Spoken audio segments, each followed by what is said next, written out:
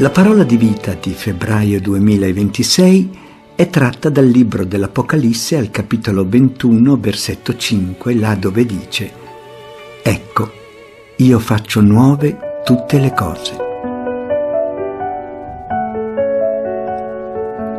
Il libro dell'Apocalisse, dal quale è presa la parola di vita, chiude la raccolta degli scritti del Nuovo Testamento. Il titolo, Apocalisse, significa rivelazione e l'intento dell'autore è quello di far comprendere le cose ultime, il ritorno di Cristo sulla terra, la sconfitta definitiva del male e il sorgere di un cielo nuovo e una terra nuova. Si tratta di un testo di non facile comprensione. Sono gli anni 81-96 d.C., le persecuzioni dei cristiani sono feroci, il clima nelle comunità cristiane è di paura. Cosa sarà di noi e del messaggio che ci è stato affidato? Perché Dio non interviene? In queste circostanze l'autore viene mandato in esilio dai Romani nell'isola di Patmos ed è qui che inizia a avere una serie di visioni insieme con l'ordine di scriverle. Ecco, io faccio nuove tutte le cose.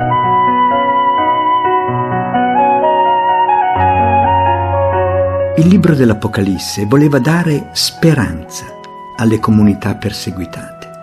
Nonostante il presente fosse difficile e pieno di violenza, nonostante il futuro incerto, il bene alla fine trionferà e Dio farà nuove tutte le cose.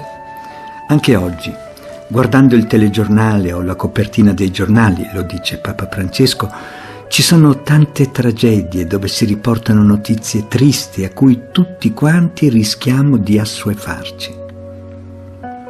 Ma c'è un padre che piange con noi. C'è un padre che piange lacrime di infinita pietà nei confronti dei suoi figli, un padre che ci aspetta per consolarci, perché conosce le nostre sofferenze e ha preparato per noi un futuro diverso.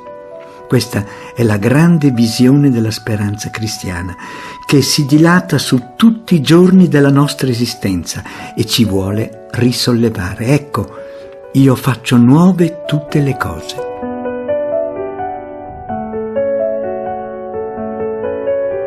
Non possiamo sapere quando e come questo avverrà ed è inutile voler indagare. È certo però che accadrà.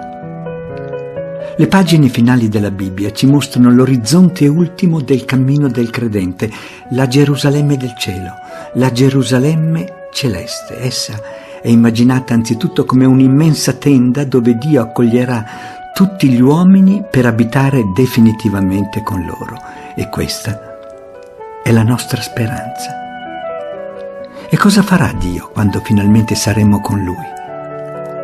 Userà una tenerezza infinita nei nostri confronti come un padre che accoglie i suoi figli che hanno a lungo faticato e sofferto.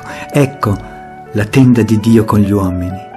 Egli asciugherà ogni lacrima dai loro occhi e non vi sarà più la morte, né il lutto, né il lamento, né affanno, perché le cose di prima sono passate. Ecco, io faccio nuove tutte le cose. È il Dio della novità. Ecco, io faccio nuove tutte le cose.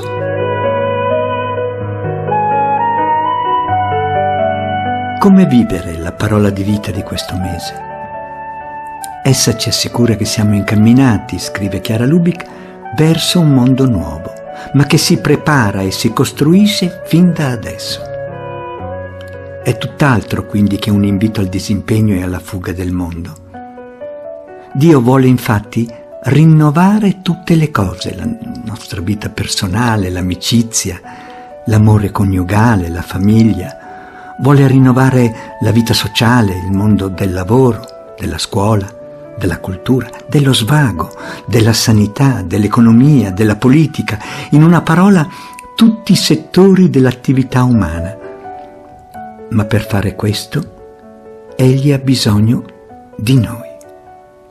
Ha bisogno di persone che lasciano vivere in se stesse la sua parola, che siano la sua parola viva, altri Gesù nei loro ambienti.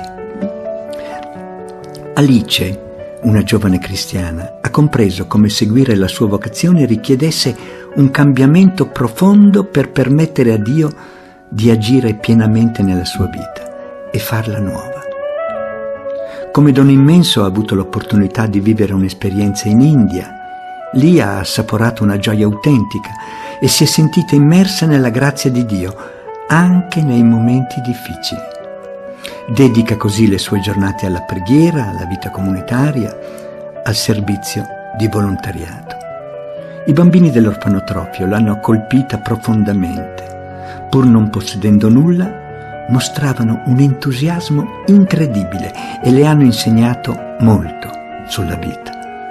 Non è stato un semplice viaggio, ma un pellegrinaggio, un cammino fatto di salite e discese dove ha dovuto svuotare lo zaino, trovando arricchimento e liberazione.